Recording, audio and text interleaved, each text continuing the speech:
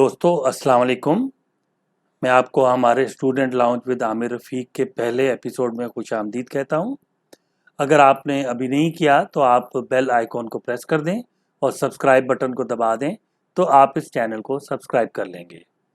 हमारा आज का टॉपिक है how to apply for study at a German university. यानी आप जर्मन यूनिवर्सिटी में पढ़ना चाहते हैं और इसके लिए आप अप्लाई कैसे करेंगे और इसका तरीक़ाकार क्या होगा, इसके बारे में हम आपको गाइड करेंगे। अगर आपने मिसाल के तौर पर जर्मन यूनिवर्सिटी में मास्टर्स कोर्स करना है तो आपके पास कम से कम 16 साल की एकेडमिक एजुकेशन होनी चाहिए, और अगर आपने बैचलर्स पढ़ना है तो आपके पास कम से कम 13 साल की एकेडमिक एजुकेशन होनी चाहिए।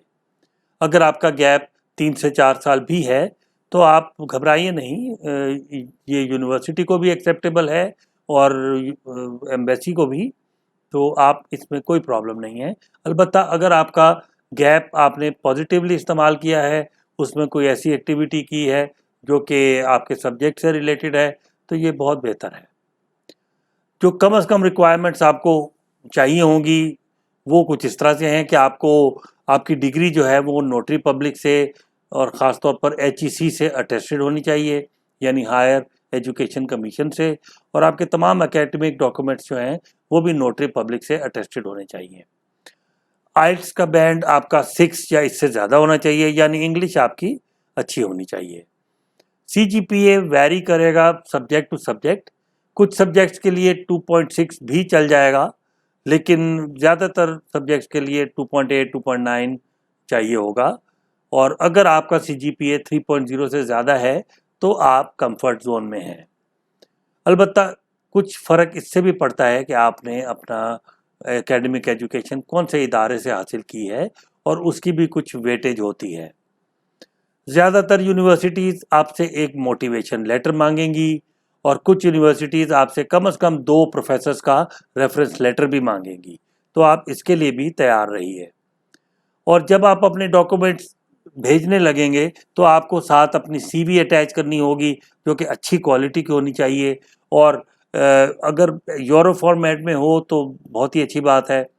और इन तमाम डॉक्यूमेंट्स को दोस्तों आप स्कैन करके अपने पास रेडी रखें, क्योंकि जब आप ऑनलाइन अप्लाई करेंगे तो आपको फिर ये डॉक्यूमेंट्स अपलोड करनी होगी, और बाद में अमूमन ये होता है कि आपको फॉर्म का प्रिंट आउट करके और उसके साथ ओरिजिनल डॉक्यूमेंट्स की कॉपीज़ लगा के डाक के ज़रिए भी भिजवानी पड़ती हैं।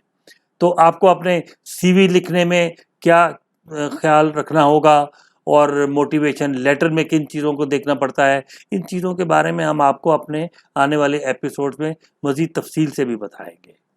तो दोस्तों आज हम देखते हैं कि आपने क्या स्टेप्स लेने होंगे अगर आप एडमिशन लेना चाहते हैं एक मास्टर्स इन कंप्यूटर साइंस के कोर्स में। इस मकसद के लिए आपका CGPA कम से कम होना चाहिए 2.9, और इस मकसद जो हम वेबसाइट इस पर्पज़ के लिए इस्तेमाल करेंगे वो है डार्ट की वेबसाइट, यानी जर्मन एकेडमिक एक्सचेंज सर्विस की वेबसाइट। दोस्तों डार्ट से बनता है डॉइचर अकाडेमिशर आउस्ताउसडिenst, यानी कि जर्मन एकेडमिक एक्सचेंज सर्विस। ये हमारे पाकिस्तान में HEC की तर्ज का इदारा है और ये फॉरेन एजुकेशन में असिस्ट करता है। डार्ट की जो मेन वेबसाइट है उसका लिंक ये है, और जो डार्ट की स्पेसिफिकली पाकिस्तान के लिए वेबसाइट है दोस्तों उसका लिंक ये है। डार्ट पाकिस्तान का फेसबुक पेज है डार्ट पाकिस्तान। तो आपको इन तमाम पेजेस में बहुत सी वैल्यूएबल इंफॉर्मेशन मिल जाएगी और हम भी इन्हीं पेजेस को इस्तेमाल करेंगे। अब हम आपको बताते हैं कि आपने एडमिशन लेने के लिए कैसे स्टार्ट करना है और कौन से स्टेप्स लेने हैं। हम मास्टर्स इन कंप्यूटर साइंस का कोर्स पढ़ना चाहते हैं, और जब हम ये कोर्स ढूंढ लेंगे तो हम फिर यूनिवर्सिटी की वेबसाइट पर जाके एक ऑनलाइन एडमिशन का फॉर्म भी फिल करेंगे। हमारी सर्च के दौरान दोस्तों आपको 3 किस्म की यूनिवर्सिटी से वास्ता पड़ेगा। एक होंगी यूनिवर्सिटेट, जो कि हमारी नॉर्मल यूनिवर्सिटी है जिस तरह के हम पाकिस्तान या इंडिया में जानते हैं। ये एक इस किस्म की यूनिवर्सिटी की मिसाल है। इसके अलावा आपको नज़र आएंगी टेक्निशे यूनिवर्सिटेट, यानी कि इंजीनियरिंग यूनिवर्सिटीज़, मिसाल के तौर पे ये यूनिवर्सिटी। और दोस्तों फिर आपको बहुत से फाखोखशूले भी नज़र आएंगे।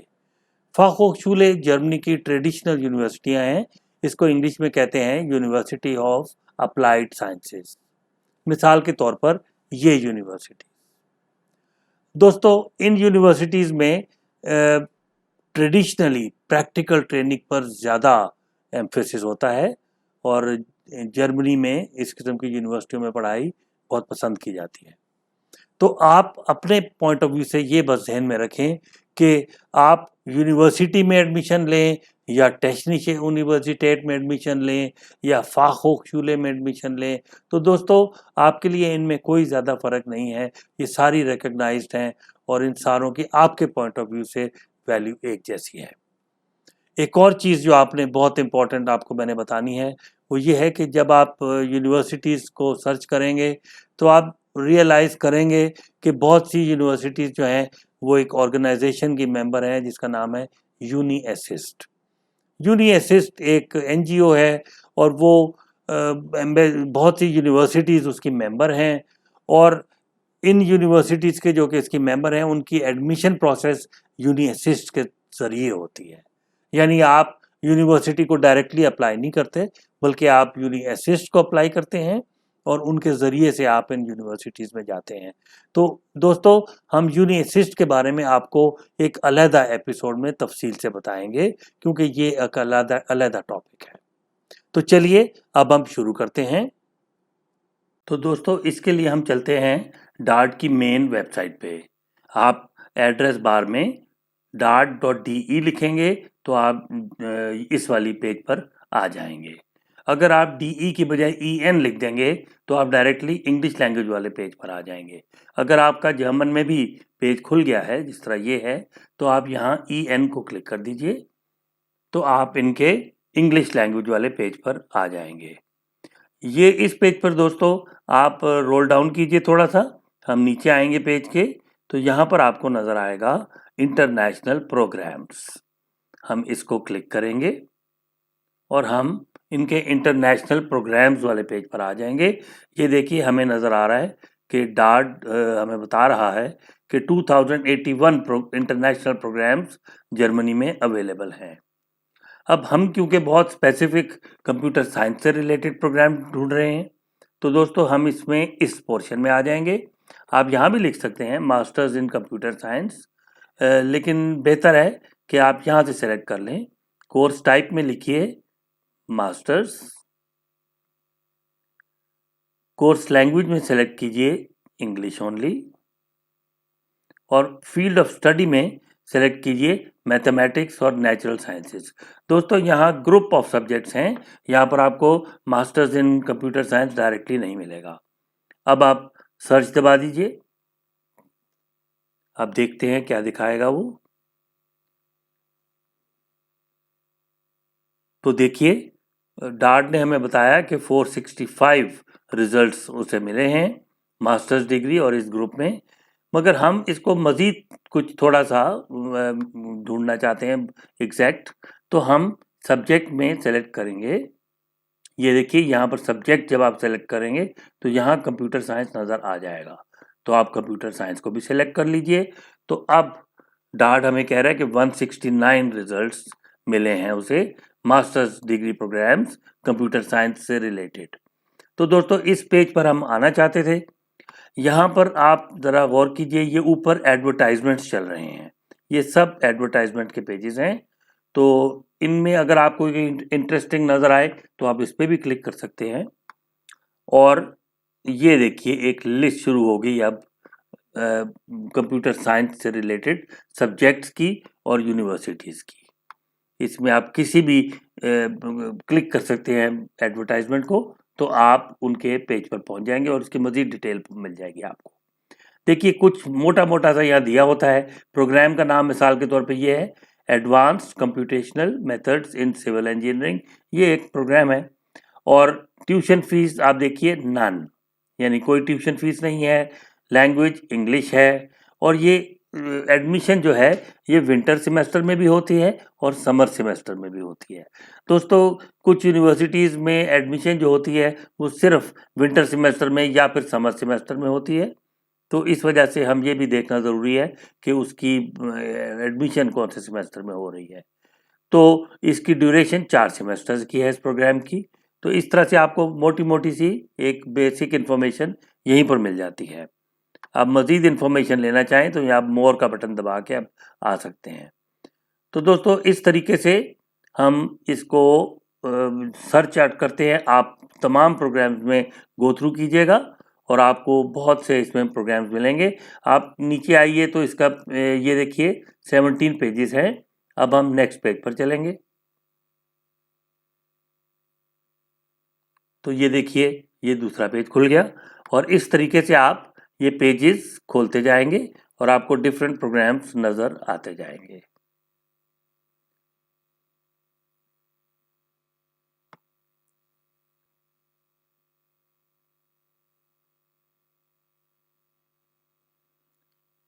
फोर्थ पेज पर दोस्तों हमें ये प्रोग्राम नज़र आए हैं। ये देखिए ये कंप्यूटर साइंसेस के डायरेक्टली कुछ प्रोग्राम हैं।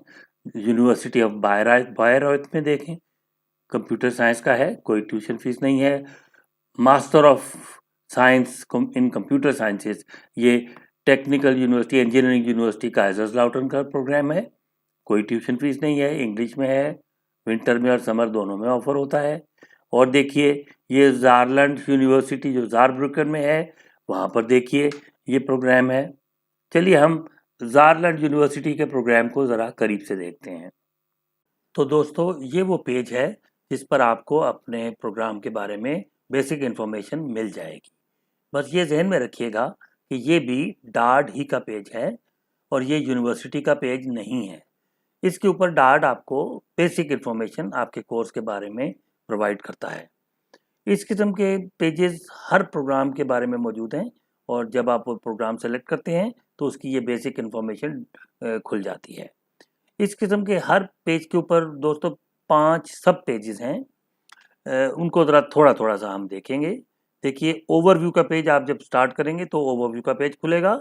इसमें आपको बेसिक इन्फॉर्मेशन मिली होगी जिस तरह डिग्री का नाम क्या है, कोर्स लोकेशन क्या है, टीचिंग लैंग्वेज क्या है, देखिए इंग्लिश है और प्रोग्राम की ड्यूरेशन जो है वो 4 सेमेस्टर है और इसकी स्टार्ट जो है यानी एडमिशन जो है वो विंटर में भी होती है और समर सेमेस्टर में भी होती है।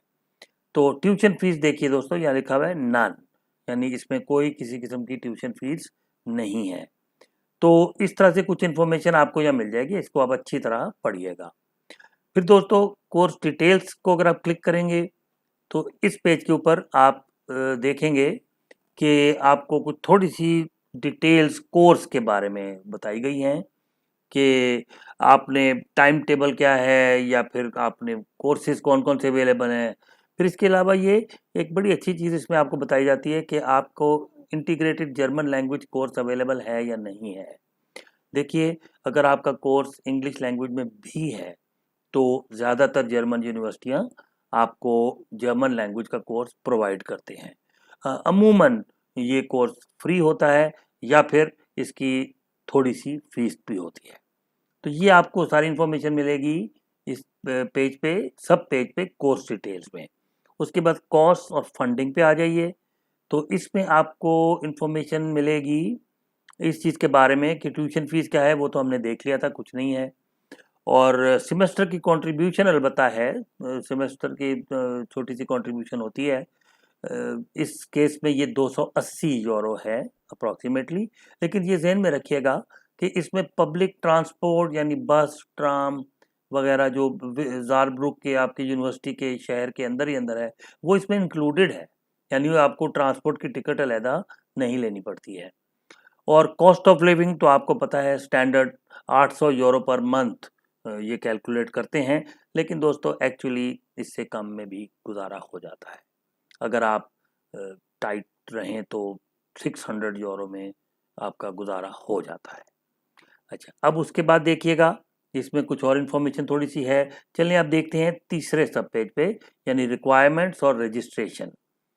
तो इस पेज पे दोस्तों आपको मिलेगा कि आपने क्या रिक्वायरमेंट्स क्या है एडमिशन की, आपको क्या डॉक्यूमेंट्स प्रोवाइड करने हैं। देखिए इसमें आपको सीवी चाहिए होगा, स्टेटमेंट ऑफ पर्पस यानी मोटिवेशन लेटर चाहिए होगा, आपके ट्रांसक्रिप्ट चाहिए होंगे यानी डिटेल्ड मार्क्स, और इसके अलावा 2 प्रोफेसर्स के रेफरेंस लेटर्स भी वो मांग रहे हैं।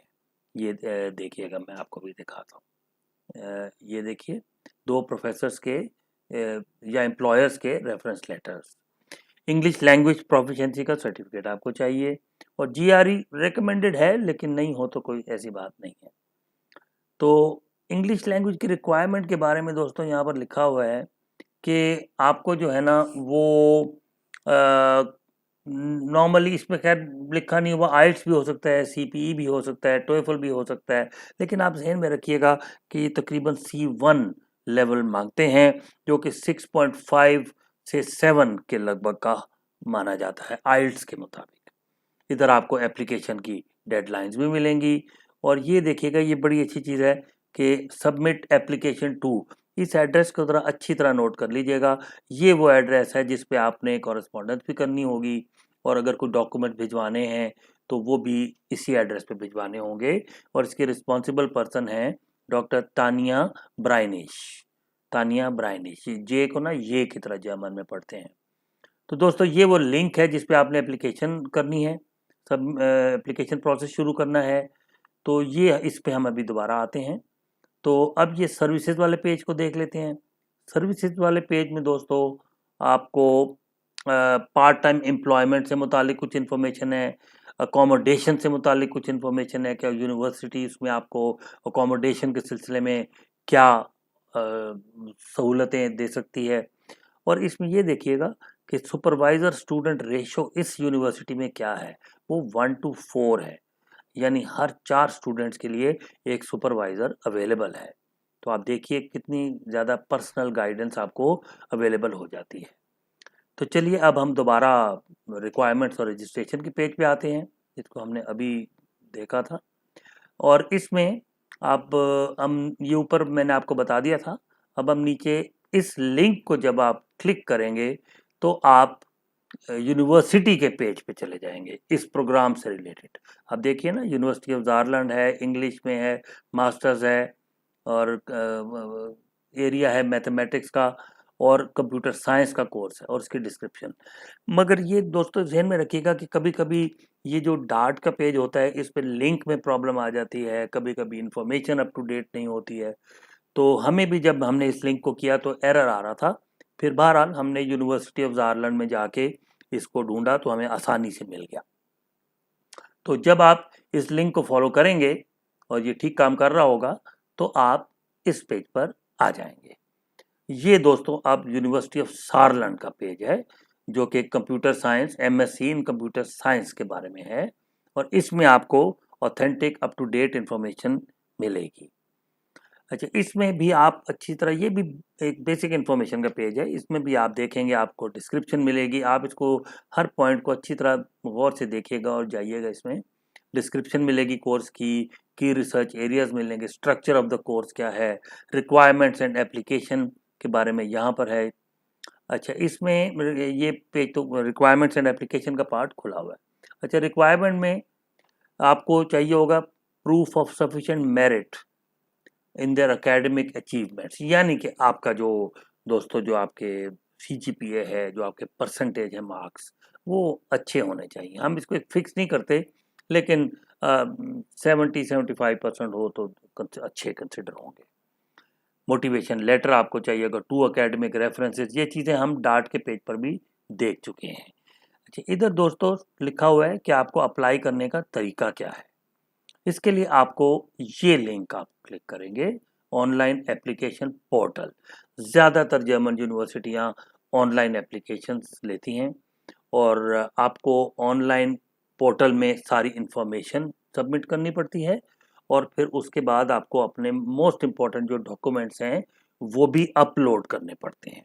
यहाँ पर भी कुछ ऐसा ही सिलसिला है, और जहन में रखिएगा कि ज़्यादातर यूनिवर्सिटीज़ आपसे रिक्वायर करेंगी कि आप बाद में डॉक्यूमेंट्स जो हैं उनको नोटरी पब्लिक से अटेस्ट करवा के तो आप उनको डाक के ज़रिए यूनिवर्सिटी को कॉपीज़ को भी भिजवाएंगे। तो ये भी ज़हन में रखिएगा। तो चलिए हम इस ऑनलाइन पोर्टल को जब क्लिक करेंगे तो हम इस पेज पर दोस्तों आ जाएंगे। ये अब एप्लीकेशन का प्रोसीजर है, एप्लीकेशन की गाइड है ज़ारलैंड इंफॉर्मेटिक्स कैंपस की। इंफॉर्मेटिक्स मतलब कंप्यूटर साइंस। तो इसमें अब देखते हैं ज़रा इसमें क्या लिखा हुआ है। देखिए इसमें लिखा हुआ है कि ये जो गाइड है ये रेलिवेंट है मास्टर्स डिग्री प्रोग्राम्स के लिए, जो कि कंप्यूटर साइंस, डेटा साइंस और आर्टिफिशियल इंटेलिजेंस और एम्बेडेड सिस्टम्स के कोर्सेज हैं। तो इनको आप थोड़ा देख लीजिएगा। जो बेसिक प्री रेक्विजिट्स हैं, बेसिक जो रिक्वायरमेंट्स हैं, वो आप यहाँ पर देख सकते हैं। ये देखिए कंप्यूटर साइंस का बारे में कुछ लिखा हुआ है। देखें एक तो आपने उन्होंने कहा है कि at least bachelors from a German university और एन इक्विवेलेंट क्वालिफिकेशन होनी चाहिए, यानी बीएस ऑनर्स पाकिस्तान का चलेगा, और उसको 180 क्रेडिट पॉइंट्स कम से कम होने चाहिए। तो दोस्तों ये कुछ थोड़ी सी इन्फॉर्मेशन इसको देखिएगा। और फिर लैंग्वेज स्किल्स के बारे में देखिए, यहाँ लिखा हुआ है कि आपका क्योंकि कोर्स इंग्लिश में है, teaching language of the program is English, तो आपको चाहिए लेवल C1 का जो चाहिए, आपको सर्टिफिकेट चाहिए इंग्लिश का।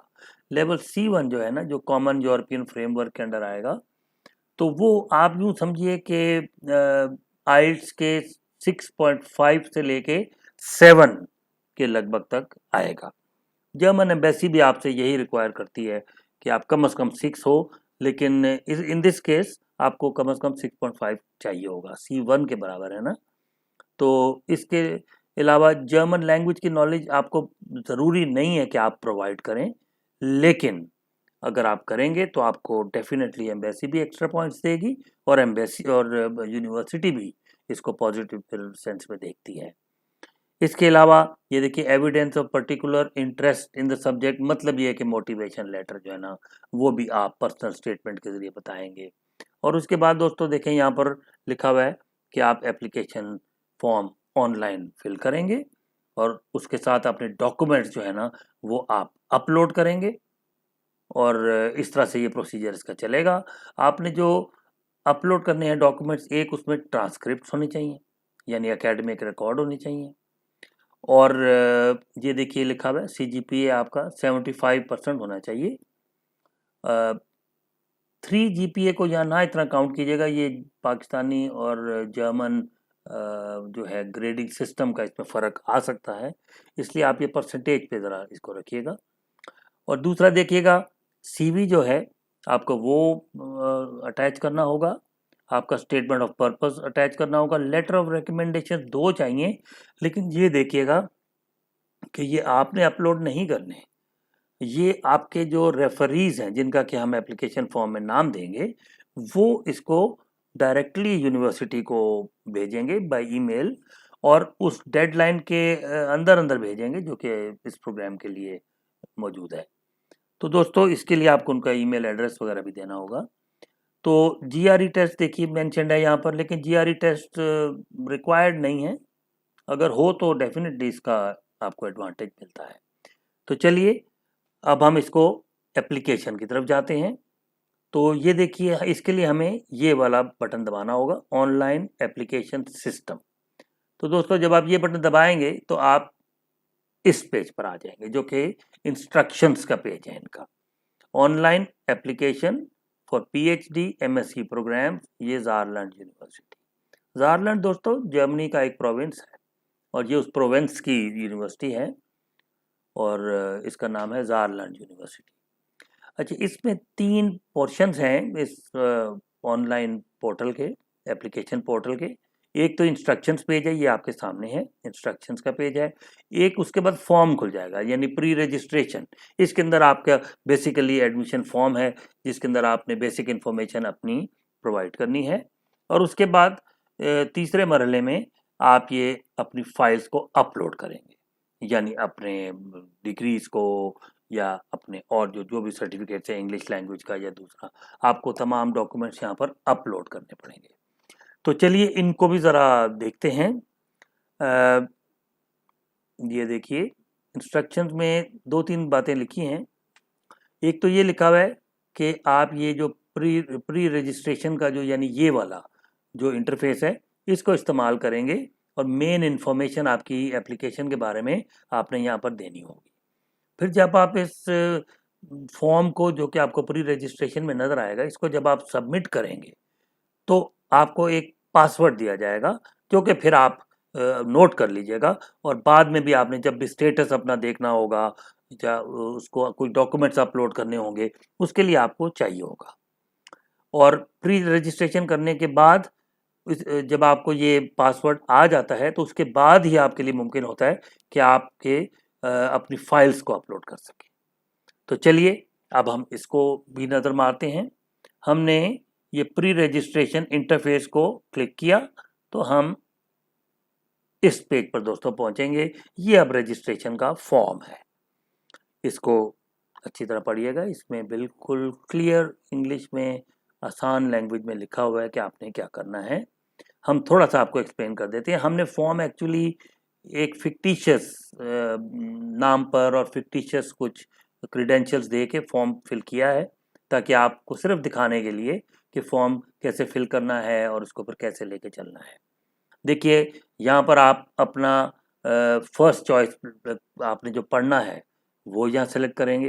मिसाल के तौर पे देखिए ये एमएससी कंप्यूटर साइंस होगा यहाँ पर, ठीक है जी। और उसके बाद सेकंड चॉइस भी दोस्तों आपको देनी होगी। सेकंड चॉइस इसलिए कि अगर एक पहले वाली फर्स्ट चॉइस में एडमिशन ना मिले तो फिर सेकंड वाली चॉइस में एडमिशन मिल सकती है। तो ये बड़ी अच्छी चीज़ है। तो इसमें आप एक सेकंड चॉइस भी दे सकते हैं। रिसर्च इंटरेस्ट देखें, required for MSc computer science, तो इसका मतलब है हम एक रिसर्च का एरिया जिसमें आप रिसर्च करना चाहते हैं, आपकी पसंद की एक एरिया जो है उसको आप यहाँ मेंशन कर सकते हैं। फिर ये पोर्शन सारा दोस्तों पर्सनल इन्फॉर्मेशन का पासपोर्ट के मुताबिक लिखिएगा बिल्कुल। आपका फर्स्ट नेम, लास्ट नेम यानी सर नेम, कर्टिसी मतलब मिस्टर मिस क्या लिखते हैं आप, gender male female, marital status married unmarried, और डेट ऑफ बर्थ पासपोर्ट के मुताबिक एग्जैक्ट होनी चाहिए, वो लिखिएगा। और फिर दोस्तों यहाँ पर कॉरेस्पॉन्डेंस एड्रेस में भी ख्याल कीजिएगा, इसमें कोई गलती ना हो। इसमें आप अपना ईमेल जिस पे आपको तमाम इन्फॉर्मेशन चाहिए। जिप कोड दोस्तों इन मुल्कों में बहुत इंपॉर्टेंट होता है। जिप कोड आपको अपने शहर का, अपने इलाके का पता होना चाहिए। और zip code means postal code, तो ये बहुत ज़रूरी है क्योंकि वो जो आपको कॉरेस्पॉन्डेंस आएगी वो जिप कोड के मुताबिक आएगी। तो आप उसमें जिप कोड ज़रूर लिखिएगा। वैसे भी यहाँ स्टार बना हुआ है, you have to mention it. Country आप पाकिस्तान लिखेंगे, टेलीफोन नंबर दीजिएगा, तो ये सारी इन्फॉर्मेशन दीजिएगा। फिर यहाँ पर आपको अपनी डिग्री के बारे में मालूमात दीजिए कि आपके पास कौन सी डिग्री इस वक्त अवेलेबल है। अगर आप मास्टर्स इन कंप्यूटर साइंस पढ़ने जा रहे हैं तो उम्मीद है कि आपके पास bachelor of science in computer यानी बीएससी ऑनर्स की डिग्री होगी कंप्यूटर साइंस में, तो वो आप यहाँ पर सेलेक्ट कर सकते हैं। देखिएगा इसमें लिखा होगा, ये देखिए बैचलर ऑफ साइंस, ठीक है ना जी। बीएससी सेलेक्ट करेंगे, सब्जेक्ट कंप्यूटर साइंस सेलेक्ट करेंगे। जीपीए जो है ना इसमें ये परसेंटेज में आप बता दीजिएगा कि आपका क्या है जीपीए। ईयर डिग्री ऑब्टेन्ड, वैसे यहाँ पर देखें स्टार नहीं लगा हुआ, आपका मजबूरी नहीं है बताना, लेकिन अगर बता दें तो कोई हर्ज नहीं है। इधर यूनिवर्सिटी का नाम लिखिए और मुल्क का नाम लिखिए। इससे नीचे का पोर्शन जो है दोस्तों यानी एक्सपेक्टेड डिग्री इफ एप्लीकेबल, ये उस सूरत में है कि अगर आपको अभी डिग्री नहीं मिली तो आप उसका यानी इंतज़ार कर रहे हैं, आपका इम्तहान हो गया है और आप वेट कर रहे हैं डिग्री का, तो फिर उसके लिए रिज़ल्ट भी आ गया है लेकिन आपके पास अभी डिग्री नहीं है अवेलेबल, तो आप डिग्री का नाम लिख दीजिए। डिग्री का यानी नोमेनक्लेचर क्या होगा, उसका नाम क्या होगा, सब्जेक्ट क्या होगा। तो एक्सपेक्टेड डेट भी आप लिख सकते हैं, कब तक वो एक्सपेक्टेड है। तो ये भी बनी हुई उन लोगों के लिए जिनके पास डिग्री अभी अवेलेबल नहीं है।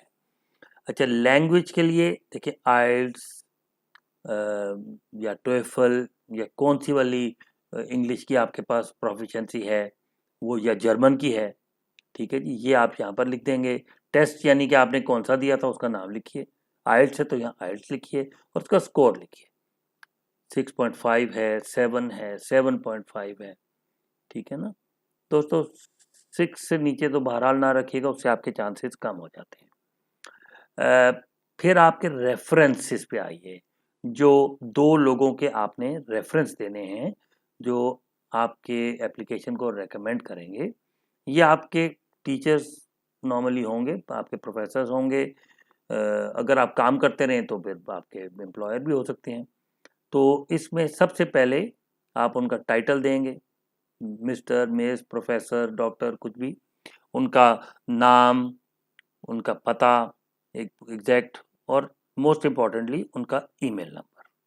और ये कह रहे हैं उनका ईमेल नंबर जो है वो लेटर से शुरू होना चाहिए, डिजिट से नहीं शुरू होना चाहिए। ठीक है जी, अल्फ़ाबेट से शुरू होना चाहिए। अच्छा, इसी तरह से सेकंड रेफरेंस भी है, और सेकंड रेफरी जो है उनको आप करेंगे। तो दोस्तों ये फॉर्म इस तरीके से आपने देखा, कोई आउट ऑफ द वर्ल्ड नहीं है, कोई इसमें ऐसी चीज़ें नहीं हैं जो कि आपके लिए कोई इश्यू क्रिएट करेंगी। तो ये आप फॉर्म इस तरीके से ये फिल करके तो इसको ये सबमिट का बटन दबाएंगे। तो जब आप इसको सबमिट करेंगे तो आपके पास दोस्तों ये वाला पेज खुलेगा। ठीक है ना जी। और आपने क्योंकि अपना ईमेल आईडी दिया था तो उस ईमेल पे भी आपको एक मेल आएगी। और देखिए आपको ये सामने लिखा हुआ आ रहा है कि आपका लॉगिन जो है ना जी वो है, इसमें देखिए प्रोग्राम का नाम भी लिखा हुआ है, एमएससी प्रोग्राम है। और इसमें आपका लॉगिन है, आपका ईमेल आईडी जो भी आपने फॉर्म में लिखा था, और ये पासवर्ड सिस्टम ने आपको जनरेट करके दिया है। ये आप अच्छी तरह नोट कर लीजिएगा। इस पासवर्ड के बगैर आप नेक्स्ट पार्ट में नहीं जा सकते, यानी अपलोड फाइल्स में नहीं जा सकते। तो चलिए हम इसको नेक्स्ट वाले पार्ट में चलते हैं। तो आपके पास जब आप इसको अपलोड फाइल्स को क्लिक करेंगे तो दोस्तों आपके पास ये पेज खुलेगा। सॉरी, इस पेज पे आपको अपना ईमेल आईडी देना होगा जो आपने फॉर्म में लिखा था, और जो पासवर्ड आपको अभी अभी भेजा गया है, दिया गया है। तो इसको आप पासवर्ड या लिखिएगा और इसको लॉग इन का बटन दबा दीजिएगा। अगर पासवर्ड का कोई इशू है तो आप कह सकते हैं कि पासवर्ड दोबारा वो दे दें। ठीक है ना जी। तो आप इस तरीके से इसको ये लॉग इन का बटन दबाएंगे तो दोस्तों आपके सामने आपका दोबारा से फॉर्म खुल जाएगा। ये वो तमाम फिक्टिशियस इंफॉर्मेशन है जो हमने इसमें दी थी, अब आपके सामने यहाँ पर नज़र आ रही है। देखिए हमने MSc computer science second optional जो था वो था सेकंड, यानी कि जो हमारी चॉइस थी वो थी masters of science in mathematics and computer science. और ये 2021 के समर सेमेस्टर के लिए हम इसको अप्लाई कर रहे हैं। रिसर्च एरिया हमने लिख दिया आर्टिफिशियल इंटेलिजेंस है, और ये फिक्टिशियस नाम वगैरह है, कॉरेस्पॉन्डेंस एड्रेस है फिक्टिशियस, और ये करंट डिग्री हमने दोस्तों लिखी है बैचलर ऑफ साइंस में बीएससी इन कंप्यूटर साइंस, और ये यूनिवर्सिटी ऑफ द पंजाब हमने लिख दिया है। और इस तरह से लैंग्वेज प्रोफिशिएंसी का हमने लिख दिया है कि हमारे पास आइल्स है और 6.5 है। फिर दोस्तों हमने 2 रेफरी के भी नाम भी देने थे, उसके बगैर ये फॉर्म सबमिट ही नहीं हो सकता, तो हमने 2 नाम भी उसमें दे दिए हैं। तो इसमें आप देखें कि यहाँ पर अब आपको नीचे एक पोर्शन नज़र आ रहा है एडिशनल, जिसका नाम है अपलोड फाइल्स। अपलोड फाइल्स, ये ध्यान में रखिएगा, आप सिर्फ पीडीएफ के फॉर्म में, ये देखिए लिखे अलाउड फाइल टाइप्स पीडीएफ, और मैक्सिमम फाइल साइज जो है ना, एक फाइल का जो साइज है मैक्सिमम 10 MB तक होना चाहिए, इससे बड़ा नहीं होना चाहिए। तो और लेटर ऑफ रिकमेंडेशन तो जिस तरह मैंने आपको मेंशन किया था वो आपके रेफरी डायरेक्टली भेजेंगे। एक्चुअली जब आपको ईमेल आती है तो रेफरी को भी ऑटोमेटिकली आ जाती है कि इस स्टूडेंट ने अप्लाई किया है एडमिशन के लिए, तो आप इसके बारे में ज़रा अपनी रिकमेंडेशन दे दें। उसका फॉर्मेट सारा रेफरी को डायरेक्टली भेजा जाता है। तो दोस्तों ये देखिए नीचे अब तमाम वो चीज़ें हैं, आप यहाँ पर चूज़ फाइल करेंगे, और उसके बाद ये ट्रांसक्रिप्ट भेजिए, सीवी भेजिए, स्टेटमेंट ऑफ पर्पस यानी मोटिवेशन लेटर, और लैंग्वेज सर्टिफिकेशन यानी कि आइल्स या टोफल वगैरह, कोई और चीज़ें हों, कोई पब्लिकेशन हो, कोई सर्टिफिकेशन हो, तो वो आप यहाँ पर दे सकते हैं। और जैसे जैसे आप ये अपलोड करते जाएंगे तो यहाँ पर अपलोड का स्टेटस भी आता जाएगा। यानी ये टिक होता जाएगा कि क्या क्या चीज़ें। और letter of recommendation 1, letter of recommendation 2, ये देखिए लिखा हुआ है to be uploaded by your reference, यानी रेफरी जो आपका है। तो दोस्तों ये मैंने आपको तरीक़ेकार बताना चाहा था कि किस तरीके से आप फॉर्म फिल करते हैं, किस तरीके से आते हैं इन पेजेस पे, और इन पेजेस में क्या क्या दिया होता है। तो जब आप यहाँ पर सबमिट का बटन दबाएंगे दोस्तों, तो आपकी एप्लीकेशन फाइल हो जाएगी, यानी प्री रजिस्ट्रेशन आपकी हो जाएगी, और आपको अपने ईमेल पे उसकी फिर इतला भी आएगी। तो उसमें जो कोई इंस्ट्रक्शंस होंगे उनको आपने फॉलो करना होगा। तो दोस्तों ये तरीक़ेकार है जो कि तमाम उन यूनिवर्सिटीज़ के लिए है जो कि यूनी असिस्ट की मेंबर नहीं हैं, और जहाँ पर हम डायरेक्टली अप्लाई कर सकते हैं, और आपको तकरीबन इसी किस्म का इंफॉर्मेशन का सिस्टम होगा, और इसी किस्म का एप्लीकेशन का प्रोसीजर होगा। तो इसको आप एक दफ़ा करेंगे तो आप दूसरी नेक्स्ट यूनिवर्सिटी में करने के लिए भी आप कंफर्टेबल होंगे। तो दोस्तों मुझे उम्मीद है कि अब आपको जर्मन यूनिवर्सिटी में एक एडमिशन अप्लाई करने के लिए प्रोसीजर के बारे में ज़्यादा क्लैरिटी हो गई होगी, और अब आप अपने तौर से भी मुख्तलिफ यूनिवर्सिटीज़ में एडमिशन के लिए अप्लाई कर सकते हैं। हमारे हर एपिसोड में दोस्तों हमारी कोशिश होगी कि हम आपको चंद सवालात के भी जवाब दे सकें, और हमारे एक दोस्त जिन्होंने ऑरेंज फॉर्म के नाम से हमें अप्रोच किया है, उन्होंने एक सवाल पूछा है कि अगर मैं A1 कोर्स जर्मनी जाकर कर लूँ तो इसकी क्या पॉसिबिलिटी है, और ये कि वहाँ पर कौन कौन से कोर्सेज अवेलेबल हैं और उनकी फ़ीस क्या होती है। तो दोस्तों हमारा जवाब ये है कि जर्मनी में हर लेवल के लैंग्वेज कोर्सेज अवेलेबल हैं। आप वहाँ पर A1 भी कर सकते हैं और A2 भी कर सकते हैं, जो कि बेसिक लेवल कोर्सेज हैं। फिर आप B1 और B2 कर सकते हैं, जो कि एक्चुअली इंटरमीडिएट लेवल कोर्सेज हैं। और फिर C1 और C2 भी कर सकते हैं, जो कि एडवांस लेवल कोर्सेज हैं। अमूमन जिन यूनिवर्सिटीज़ में आप पढ़ने के लिए जाते हैं, वहाँ पर आपको लैंग्वेज कोर्सेज भी ऑफ़र किए जाते हैं। या तो वो बिल्कुल फ्री होते हैं, और या फिर उनकी सस्ते होते हैं, उनकी फ़ीस नॉर्मल प्राइवेट कोर्सेज से कम होती है। तो यूनिवर्सिटी में भी आपको लैंग्वेज कोर्सेज अवेलेबल हो जाएंगे। इम्पोर्टेंट बात दोस्तों बताने की ये है कि आप अगर चाहें कि पाकिस्तान से बैठ के आप लैंग्वेज कोर्स में एडमिशन ले लें, तो ज़हन में रखिएगा कि जर्मन एम्बेसी लैंग्वेज कोर्स के बेसिस पे आपको वीज़ा नहीं देगी। या तो आपके पास लैंग्वेज कोर्स करने के बाद कोई कंडीशनल एडमिशन हो या टेंटेटिव एडमिशन हो, ताकि आप कह सकें कि लैंग्वेज कोर्स के बाद मैं ये पढ़ाई शुरू करूँगा, तो फिर आपको वीज़ा मिल सकता है। सिर्फ लैंग्वेज कोर्स के बेसिस पे जर्मन एम्बेसी वीज़ा नहीं देती।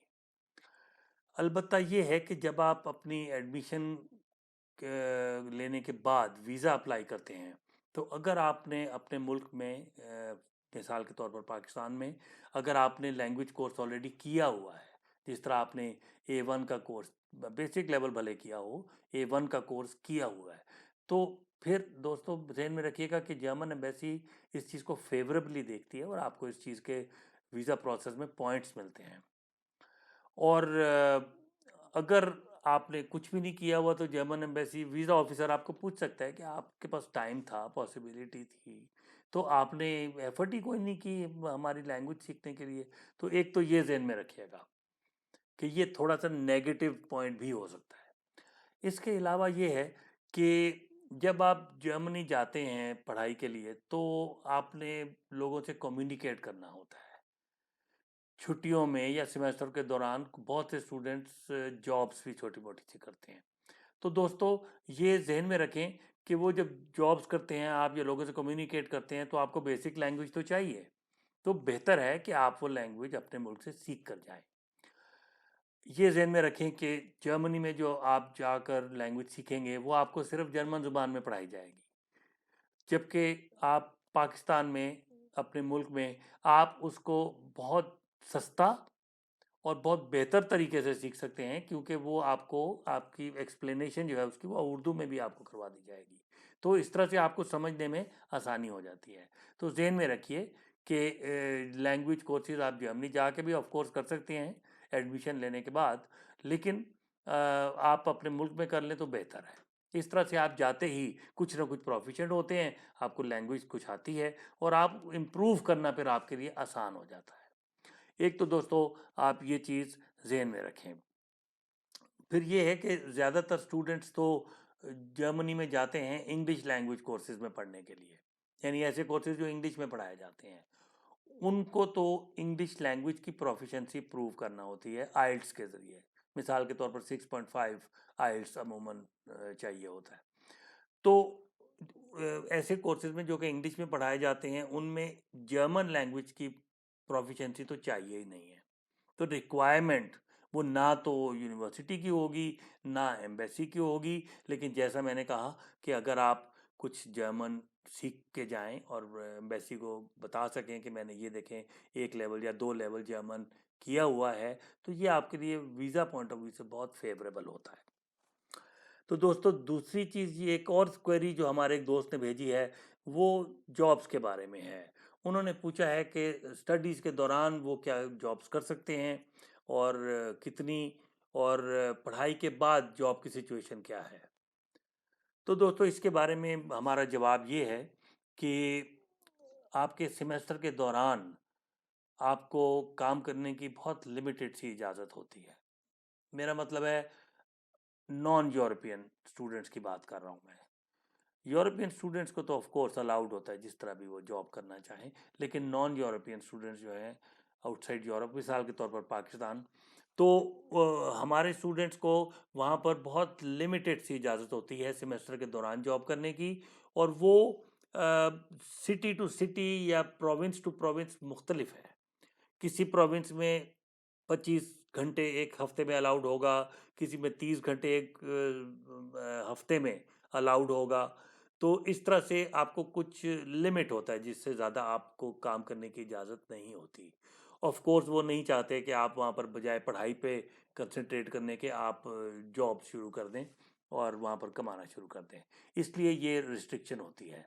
अलबत्ता छुट्टियों में दोस्तों आपको तकरीबन अनलिमिटेड अलाउड होता है जॉब्स करना, और सारे स्टूडेंट्स करते हैं। स्टूडेंट जॉब्स लोग लड़के दो दो करते हैं, तो आपको छुट्टियों में अलाउड होता है। इधर आपके लिए गुड न्यूज़ ये है कि जर्मनी में आपके पॉइंट ऑफ व्यू से तकरीबन 5.5 महीने एक साल में छुट्टियां हैं। 3 मंथ्स समर हॉलीडेज होती हैं, 2 मंथ्स विंटर हॉलीडेज होती हैं, और फिर ये कि 15 दिन आप समझ लीजिए क्रिसमस के पीरियड के। तो 5.5 महीने साल में तो आपके पास छुट्टियां हैं। इनमें आप ज़रूर जॉब कीजिए, और स्टूडेंट्स इन महीनों में जितने पैसे कमा लेते हैं वो अमूमन उनके लिए पूरे साल के लिए काफ़ी होते हैं। तो दोस्तों जॉब्स की तो ये सिचुएशन है सेमेस्टर के दौरान। जब आपकी पढ़ाई मुकम्मल हो जाएगी तो फिर आपको जर्मन गवर्नमेंट 1 साल का जॉब सीकर वीज़ा देगी। जॉब सीकर वीज़ा का मतलब है कि आपको 1 साल का वीज़ा मिलेगा जिसमें ज़्यादा सवालात आपसे नहीं किए जाएंगे। आपने कामयाबी से अपना कोर्स मुकम्मल किया है और वो आपको 1 साल का जॉब सीकर वीज़ा देंगे। इस 1 साल में आप जॉब ढूंढिए अपने लिए, क्योंकि आपकी फील्ड से रिलेटेड ही होने चाहिए। तो विदाउट एनी प्रॉब्लम वो आपको वीज़ा स्टेटस आपका कन्वर्ट कर देंगे इनटू अ जॉब वीज़ा। तो इस तरह से फिर आपके पास आगे रास्ता खुल जाएगा, आप वहाँ जॉब करेंगे और उसके बाद एक सर्टन पीरियड के बाद आप पासपोर्ट भी अप्लाई कर सकते हैं। तो दोस्तों पढ़ाई के बाद जॉब करने का स्कोप बहुत अच्छा है, और मैं आपको सच्ची बात बताऊं, जर्मन गवर्नमेंट ये नहीं चाहती कि आप वहाँ पर पढ़ाई मुकम्मल करने के बाद आप वापस आ जाएं। वो चाहते हैं कि आप उनकी इकोनॉमी में कंट्रीब्यूट करें और वहीं पर ही जॉब करें।